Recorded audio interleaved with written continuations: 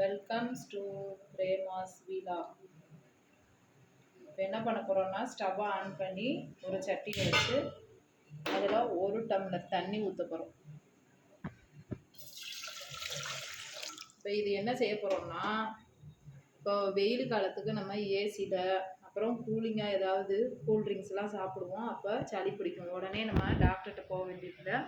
வீட்டில் இருக்கிற பொருட்களை வைத்து எப்படி இந்த சளியை போக்குறது அப்படின்னு பார்க்க போகிறோம். இது என்ன பண்ணோம்னா, இதுக்கு தேவையான பொருட்கள் ஓமவல்லி இலை. அந்த ஓமவல்லி இலையை ஒரு கைப்பிடி அளவு எடுத்து அதை நல்லா பிச்சு இந்த தண்ணிக்குள்ளே போட்டுறணும். அப்புறம் இது துளசியை கொஞ்சம் அதில் பிச்சு போடணும்.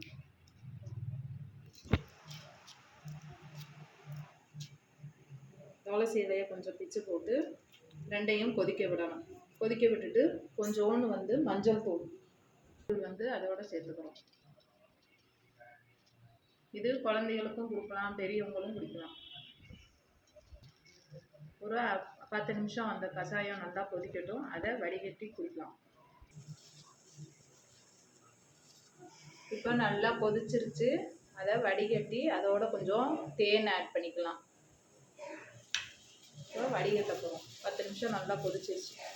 கொதித்து அந்த சாறுலாம் இறங்குற அளவுக்கு கொதிக்க விடணும். இப்போ கொதிச்சதை நம்ம வடிகட்டுறோம். வடிகட்டிட்டு கொஞ்சோண்டு ஹனி இதோட சேர்த்துக்கிறோம்.